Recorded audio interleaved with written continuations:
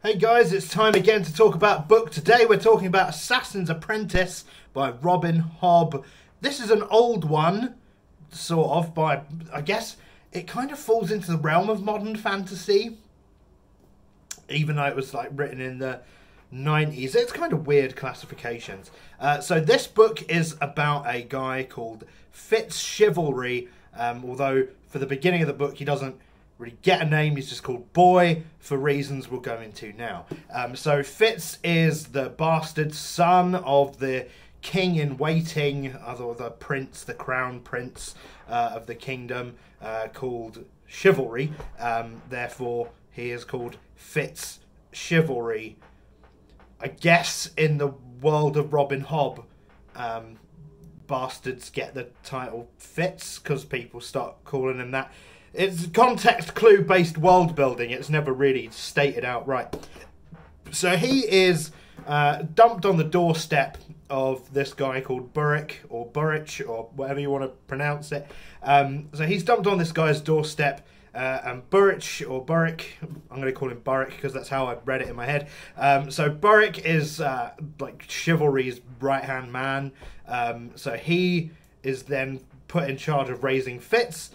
Chivalry himself abdicates from his position as the crown prince, king in waiting, and goes off to retire somewhere to avoid political drama. And then the story sort of meanders for a very long time. So let's get into the goods and the bads. So this story has got a really slow start. And I would say it maintains that slow pace almost all the way through to the end. And like a lot of very important, all the like the big plot things happen right at the end, which leads me to think that this is mainly supposed to be a character-driven story. It's really about Fitz's life and his upbringing. If you're wanting to draw a comparison to a more modern book, I suppose a more current book, it would be Name of the Wind or something like that, where it's the story of the protagonist, as told in their own words, over a painstakingly long amount of time. So we get to see Fitz's introduction to Buckkeep, which is the castle in this kingdom of the six duchies, and we sort of experience life there through his eyes. And this is sort of where my biggest sort of stumbling block is initially. We spend a lot of time dealing with Fitz's life and his upbringing in very drawn out detail. Like there's a lot of times where he's like learning about sweeping stables and like practicing hitting people with sticks and stuff, and it's not none of it is sort of propelled forward by a plot until we get maybe to the midway point. The reason it's called Assassin's Apprentice, probably should have brought this up in the summary, is that at some point in the book Fitz is recruited by the castle, like the royal assassin named Shade. He's sort of quite creepily comes, like, opens a weird secret door to Fitz, who's a little boy, at night, and brings him up into his loft. It's a bit weird, but he becomes this assassin's apprentice. So he's like sworn to the king. He's like, I'm going to defend the realm or whatever. I'll be your tool. They use him in that way because he has political standing. Like he's got some sort of official rank because he's like the bastard. There's a lot of attention drawn to the fact that that Fitz is a lot like his dad physically. So it's undeniable that he's a royal bastard, basically. So they use him as he's got some sort of social standing, but it's not that good. So like he can get into places and he can get access to like high society and stuff without being a threat or without sort of it being linked directly back to the king, which makes him a pretty good candidate to be an assassin.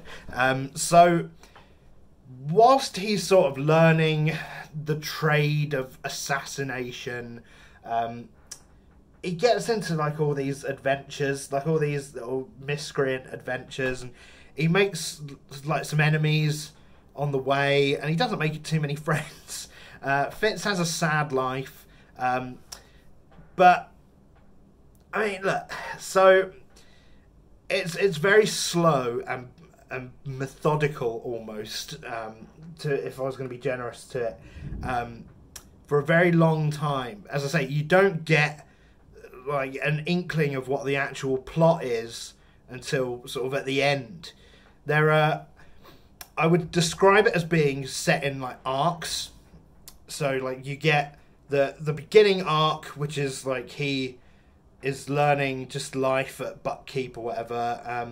You get the second arc where they're sort of dealing with this thing called forging, which is like an event that happens because the kingdom is under threat from these people, and they do this weird process. So you get sort of that bit, and then you get like this other part where he's learning how to do like the magic. Like there's two sorts of magic in the story. There's the wit, which is like a connection with animals and life forms, and being able to sense them and their emotions and things like that, and sort of like mind link with animals. And people don't like that. People don't like that magic, but Fitz can do it.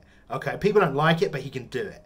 So you get sort of that stuff, but then he learns this thing called the skill, which is the other kind of magic, which is kind of similar, only it's with people, and that somehow makes it better, even though it's basically becoming a psychic more than it is magic. Like you can read people's minds and implant thoughts into their head and stuff like that.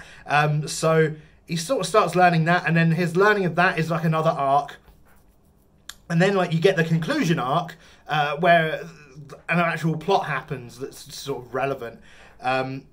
So, I mean, if you read it in that way, if you know that going in, that it's not going to be like this straight-up story where every little detail is relevant to the overall plot, because it isn't. So just go into it with that in mind, and you'll probably have an easier time getting your head around it. It took me like a while for that all to click into my head, but after I did, I started enjoying it, because the characters that you meet along the way are actually quite interesting. Robin Hobb has done like a very interesting thing. Like, you know how in things like Game of Thrones, like other fantasy, that they take inspiration from medieval times and they use that idea of it's like an old Viking thing, it's definitely an old Middle Ages thing where people would be like Bronn the Strong, or shit like that. So all of the royal characters just have like that sort of virtue naming, where it's like the prince is called Chivalry, and his brother is called Verity because he's truthful, and then there's Patience, and it's an obvious one, and Shrewd is the king. It kind of makes sense. It gives you an idea of what these sort of characters are like based just on their name, and inevitably the characters always fall in line with what their name would suggest that they are. So I don't know if that's like genius or if it's like really stupid and like it's treating me like a fool, but I kind of liked it. So you get sort of this impression of characters sort of straight away just from the way they're named, but then you sort of start to peel back layers of these characters and sort of find that there are more complex things going on with them than you would initially think. That said, there is a very clear good guy, bad guy dynamic. Like the bad guy, the bad guys in this book might as well fucking be waving a flag about saying I'm a bad guy. And the easiest way to tell, if you're gonna read this and you want to know who is a bad guy and who is a good guy, you just have to observe their immediate reaction to Fitz, because everyone that hates Fitz is inevitably not just a dickhead, they're an evil dickhead. And everyone who thinks Fitz is either all right or a great guy, they're solid, they're good, they ain't gonna do nothing bad. So it's kind of simplistic in that way, but I kind of like that. This is a time in fantasy that has come before people like Joe Abercrombie, people before George R.R. Martin, not much before, may I add. This is like 1995. Martin was 1996 or whatever. So it comes in this time of fantasy where we still were allowed to have sort of black and white morality going on, without muddying everything in a shade of grey, without everyone sort of being one bad day away from a fucking mass murder spree or whatever. You know, we've got characters that are good and characters that are bad, and by and large they don't wash in with each other too much. But that is actually interesting in this case, because it is by and large a story about politics. Now, Fitz is an assassin, not in the sense of what assassin has kind of come to mean in fantasy now, with things like Nevernight and like Throne of Glass and like all those kind of stories where assassins are these fucking super death-dealing, badass, knife-stabby, backflip, ninja, unkillable, unstoppable badasses.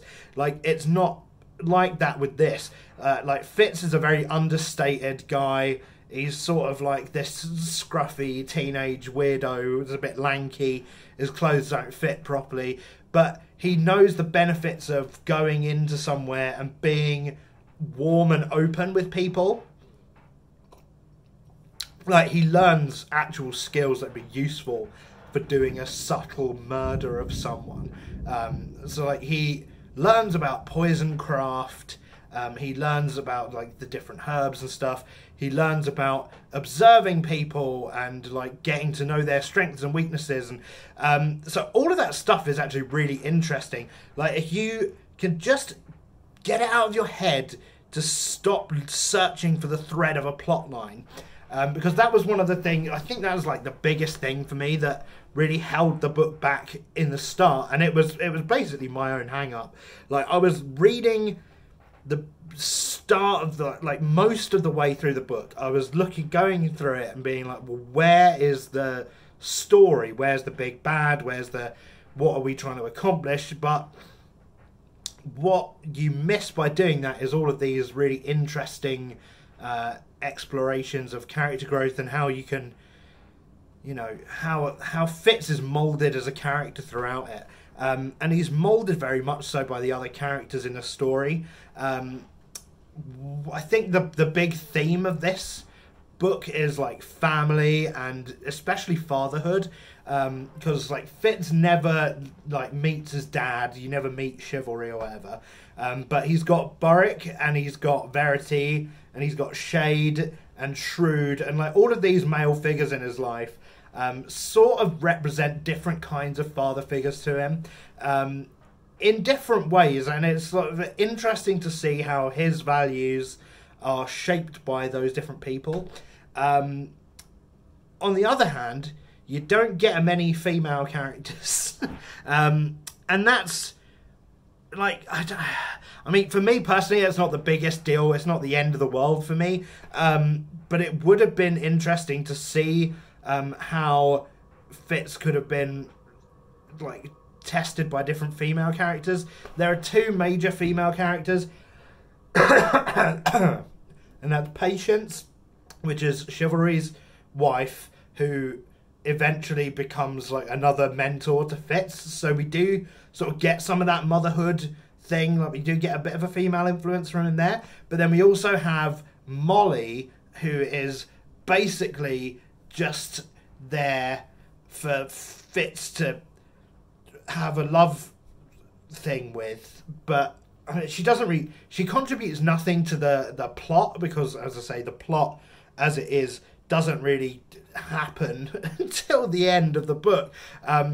But like in the arcs where Fitz is growing up and stuff, we constantly return to Molly, But because she doesn't know much about Fitz's life by necessity, like it's not like she acts as a sounding board for him or acts as some sort of moral compass. She's just sort of there for him to go out and go, oh, women are beautiful. I want to kiss this one. I mean, she's kind of a nothing character. She contributes nothing. I mean, yeah, whatever. I mean, we could have done without her, really. The story would have been just fine without her. I don't really have too much more to say on this book. It's very intriguing. Like, once I got around this idea of it not having a really strong central narrative and just sort of taking it as different chapters in this guy's life, what is contained within them is actually really good. The writing style is great. It's easy to just read through. This first book is not very long. It's like 400 pages. The next few books in the series like at least double that. I think no, they're not that long. They're like 600-ish pages, I think.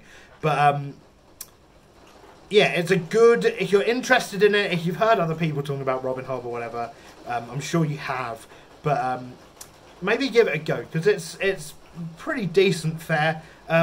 George R.R. Martin wrote, "In today's crowded fantasy market, Robin Hobb's books are like diamonds in a sea of zircons." Like, okay, great. I don't, like, if that's what you want to say, George. I mean, it's long-winded things like that that make me wonder, is that why we don't have the next Song of Ice and Fire book yet? Because you wrote a like a really long, it's just a little blurb, mate, don't worry about it. Con Igulden, he's another fantasy author, I don't know what he's written, he just wrote Hobb is superb. That's all it needed to be, George. That's all it needed to be. And you know what? I know that George knows that because I've got right here The Blade Itself by Joe Abercrombie, and George R.R. Martin blurbed that too, and he just said Joe Abercrombie is terrific. I don't know if he means as a person or like if his writing's terrific. But ultimately, George, that's all you needed to say here. Yeah, I mean, that's it, really. Not too much more to say. I mean, I've not really got anything else to say. So, thanks for watching. Let me know if you've read this, what you thought about it, and I'll see you in the next video. See ya.